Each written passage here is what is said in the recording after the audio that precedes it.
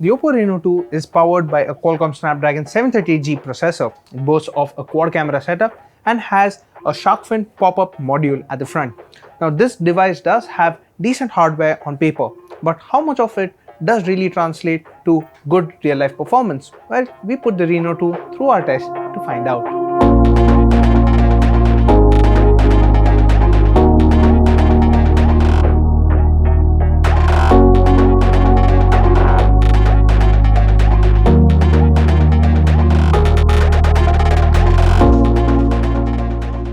Now before we go ahead with the full review of the Reno 2, be sure to subscribe to the Gadgets 360 YouTube channel and click that bell icon so that you're the first to know when we have a new video.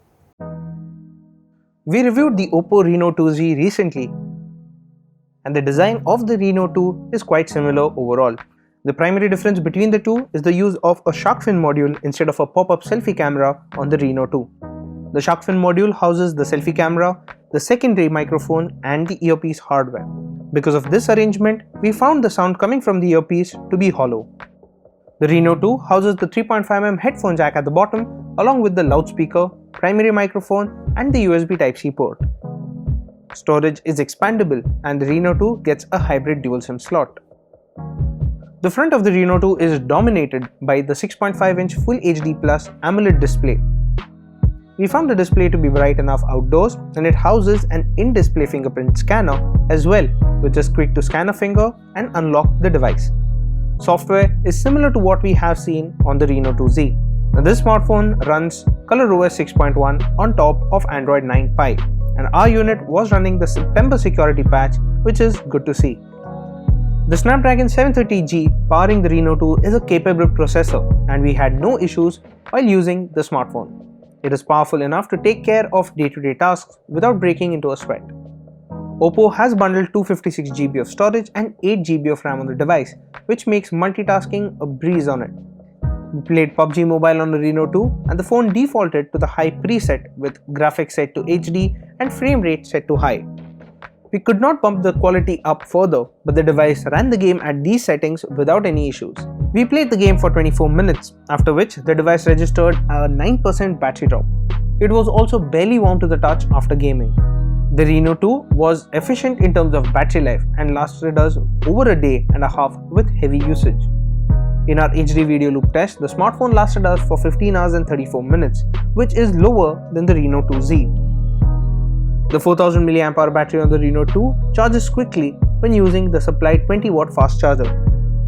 In our charging test, the phone charged to 47% in 30 minutes and 85% in an hour, and topping the phone up completely took about an hour and 25 minutes. We've already established that the Reno series from Oppo is camera-centric, and the Reno 2 packs in good hardware. It has a quad camera setup at the back consisting of a 48MP primary sensor with OIS as well as EIS. It has a 13MP telephoto sensor, an 8MP ultra wide angle sensor and a 2MP depth sensor. The camera app is similar to what we have seen on the Reno 2Z and has some of the same issues as well. Quite a few basic options are a little difficult to find, and we hope that Vivo fixes this camera app layout in a software update. Photos taken from the Reno 2 in daylight had good detail, and the phone could meet a light properly. Zooming into an image reveals that the details are well preserved and objects at a distance are still recognizable. Photos shot using the ultra wide angle sensor had lower details, and we noticed that the color tone was slightly off when clicking photos using this sensor. The camera app offers quick shortcuts for 2x and 5x zoom, for which the Reno 2 uses its telephoto sensor. It offers good details, but it isn't as sharp as the primary sensor. The Reno 2 offers 20x digital zoom, but we found that the output lacked detail and we needed to rest the phone against a wall to take a clear shot. For macros, we observed that the AI can be very aggressive in a few scenarios.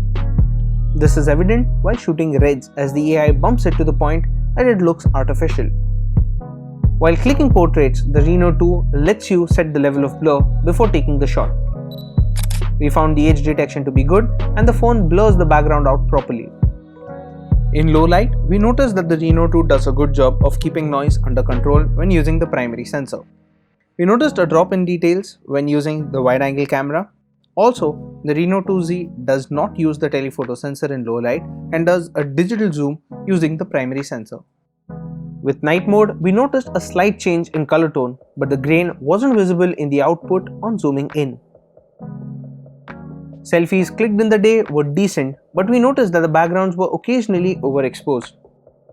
Beautification mode is on by default, but you can switch it off or set parameters manually. Selfies taken in low light lost out on some of the details. Video recording tops out at a 4K 30fps for the primary camera and 1080p 30fps for the selfie shooter. The footage shot in daylight is well stabilized when shooting it 1080p.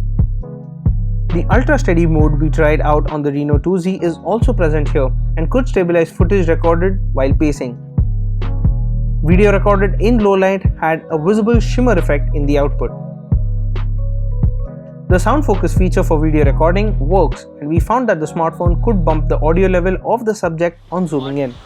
2, 3, 4, 5, 6, 7, 8, 9, 10, 11. However, we noticed that it works best when there is only one source of audio around. The Oppo Reno 2 feels very much like the Reno 2Z we reviewed, but it does everything a little better.